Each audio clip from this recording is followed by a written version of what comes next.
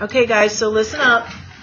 So this is the same thing that you just did on the previous homework, except for now, look at what our answers have to be in between. 0 and 2 pi instead of 0 and 360. So all that means is I'm going to either use the unit circle or draw pictures. I'm going to do them both ways to start, and then I'm just going to choose one or the other. Now, when I see cosine theta is -1, that's going to be what we call quadrantal. That's going to have to lie on an axis. The reason I know that is because this is x over r. So I know that x is 1 and r is 1. The only time that happens is if it's on an axis. This point is 1, 0. This one's 0, 1. This one's -1, 0. 0, -1. So where is it that x is -1? Right here. So what's that called? Pi. Pi is the answer. There's no triangle to draw in that one. If I already had the unit circle written out, then all I would have to do is look at the unit circle and find where is x -1, right there at pi. Okay. For number 2, sine, I'm going to do it with triangles first, is opposite over hypotenuse. Which quadrant, if I have to be negative for y? Which ones? No. 3 and 4. Y has to be negative. So I'm going to have a negative on my y. My radius is 2. And my missing number would be 1. What goes across from the radical 3? Is it the 30 or the 60? 60, so this is 60. Now watch this closely. If I have a 60-degree reference, I know that's pi over 3. But this would be 180 plus 60. That's 240 degrees. I know it has to be a pi over 3. 60 times 4 is 240. That's one of my answers. My other answer is 360 minus 60. That's 300. I know it has to be pi over 3 because it's 60-degree reference. 60 times 5 is 300. So when you do it that way, you're showing that you really understand the ratios. Kind of the easier way, but maybe not the deeper understanding, is just to look here for where is y, negative radical 3 over 2.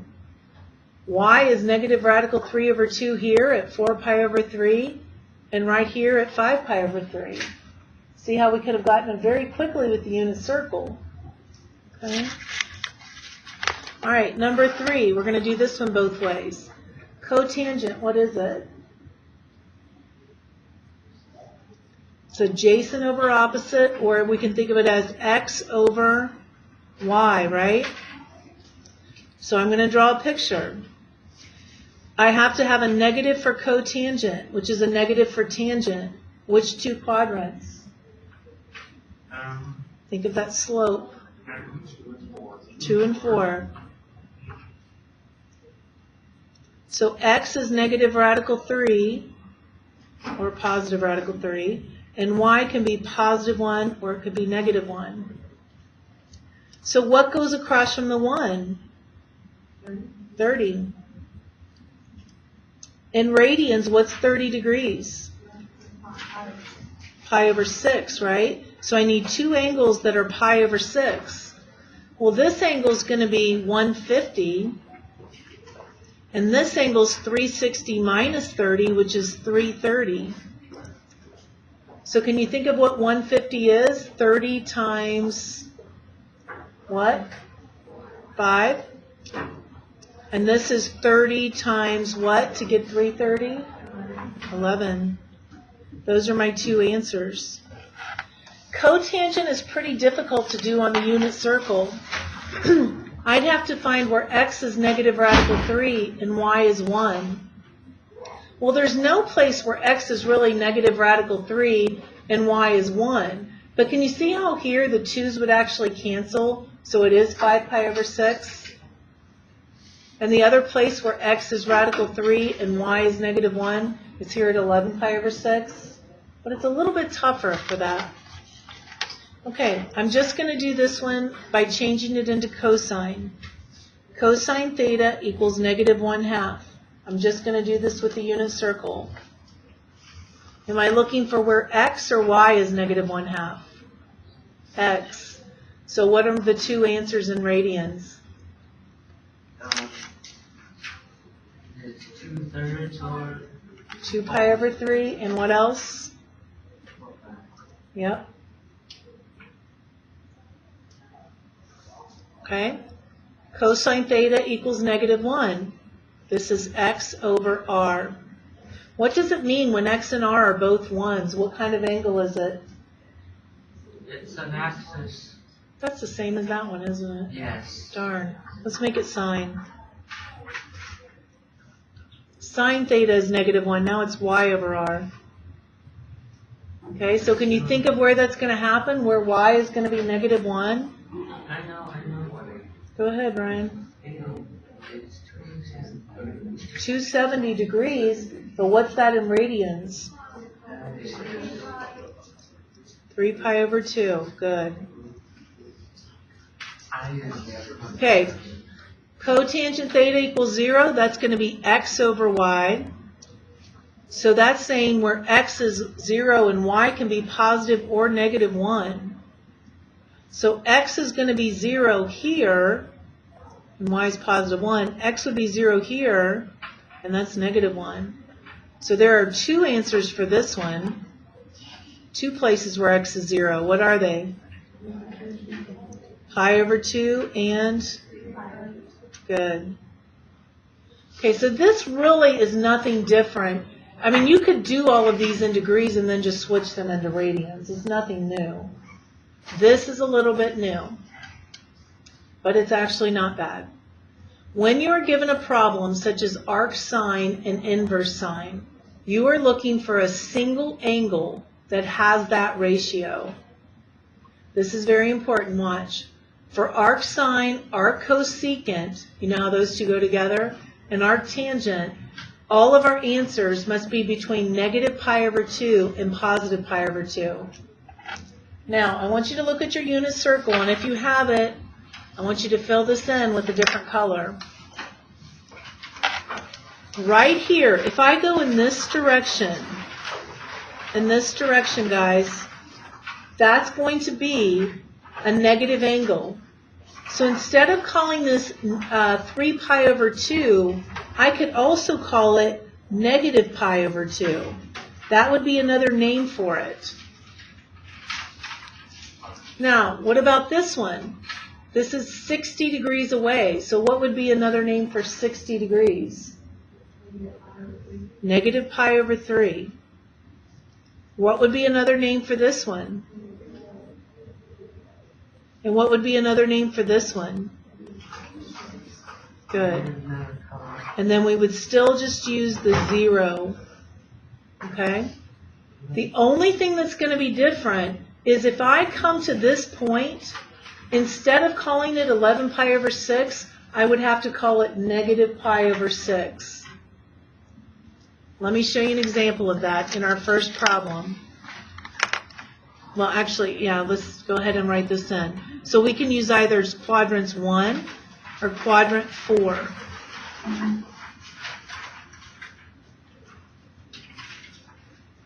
So on this first problem, it says arc sine of -1/2. If I drew a picture of it, I know my y is -1, my hypotenuse is 2, this would be radical 3. What's the angle across from it, from the 1? 30. And I have to call this, instead of calling it like 330 degrees, I have to go in this direction. So it's like -30 degrees, but what's that in radians? -pi over 6. When I look at the unit circle, right here's where y is -1/2. See the name we're going to use for this? -pi over 6. But I want you to think about this. If the problem had been up here, I wish we had that problem up here, but look at this one. See how we had two answers there? 4 pi over 3 and 5 pi over 3. If that problem had been down here, what would we have called it? Just one answer, and it would have been negative pi over 3 only. Okay? I'll go back to that in a minute, Nate. So basically what you're saying is if it ever says arc sine, you should never have an answer that's over 2 pi, or over pi. Correct. Actually, never over pi over 2, because we have to stop at pi over 2. Guys, even look, if I did this on my calculator, I want you to see this. Even though I'm trying to find the answer in radians, if I do this problem in radians, I do secant sine of negative 1/2. It gives me this, and that means nothing to me. That's really negative pi over 6. But watch if I do it in degrees.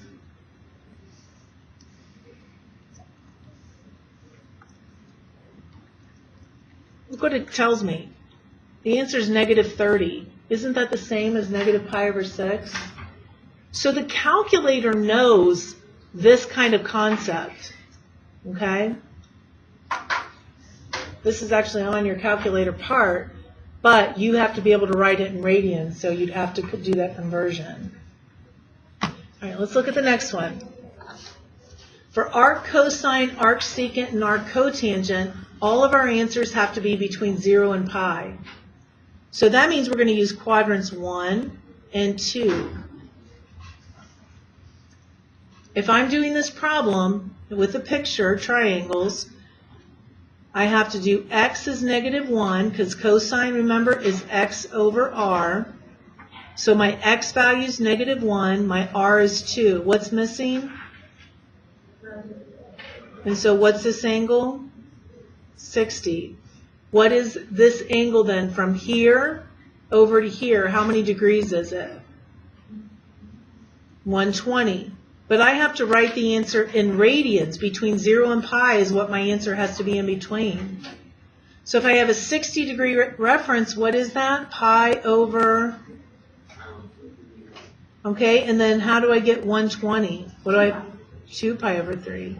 That would be our answer. Looking at the unit circle, where is it that x is negative 1/2? Negative 1/2 for x, right there at 2 pi over 3. Okay? All right. What's tangent in terms of x and y? Y over x. So this is 0 over 1. It's y over x. So it's asking us, where is y 0 and x 1? So I can look at my unit circle. Where is y 0 and x 1? What is it? You better not call it 2 pi. We're never allowed to use 2 pi. What am I calling it? 0.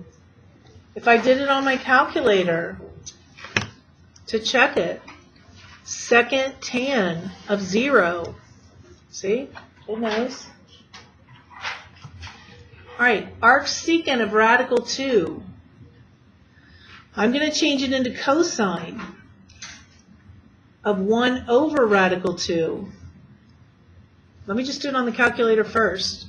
I had to change it into cosine. I do secant cosine of 1 divided by radical 2. It tells me it's 45 degrees. But what would I put for the answer? 45 degrees is pi over 4. Okay? Or I could have just looked at my unit circle. Where is it that I get 1 over radical 2? Well, that's the same as radical 2 over 2, and that's going to be at pi over 4. Okay, arc cosine of negative 1. That means x is negative 1, r is positive 1. What kind of angle does it have to be then? Quadrantal. Can you think of where x would be negative 1 for these quadrantals? 180, which is pi. Wait, so it's the space just not with anything? Like, so you see how it's like arc space? Oh, it doesn't mean anything. It can be side by side or not. Yes. Arc cotangent of -1. Cotangent is x over y. And so then I'm going to have to think, in which quadrant should I go? Arc cotangent. Should I go in quadrant 4 because it's negative there, or should I go in quadrant 2 because it's negative in both of those? But for arc cotangent, which one am I going to go? Quadrant 2. So I'm going to draw this in quadrant 2, and I know my x is -1, my y is 1. What's the reference angle? What is it, guys? 1, 1, radical 2, 45. So you want to find that angle. That angle is going to be what then? 135, but in radians? 3 pi over 4. Okay, let's do one more, guys, on your own. Sine inverse of negative radical 3 over 2. Inverse sine of negative radical 3 over 2. So, wait.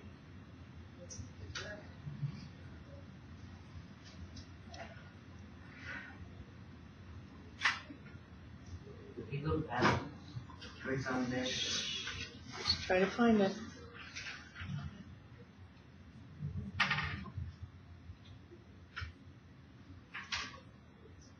Look for sine is y.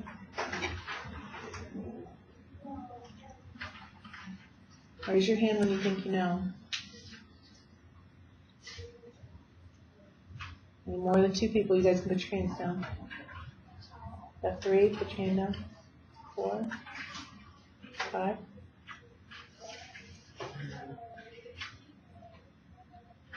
All right, Nate, you were first. What do you think it is? You're right. Should be negative pi over 3. Okay? This is a negative ratio. Sine would be in the 4th quadrant. So I look there for that negative radical 3 over 2 is right there. But I'm not going to call it 5 pi over 3 because with these problems, we only give one answer. And the answer we give is negative 60 degrees, which is negative pi over 3. Hold on. If I did it on the calculator, secant sine of negative radical 3 over 2, the calculator will even tell me this answer is negative 60. And I want to call that negative pi over 3. Okay? Yes, Brian. I can't hear you. What? So looking at this again, what if I said arctan of -1? Try that one, guys. Arctan of -1. No, we should have only done it for this quadrant. We don't need to use them for everything else. Okay. This. Okay. So arc tan of -1. Look how close that is to that problem, but I'm telling you it's going to have a different answer. I got one person.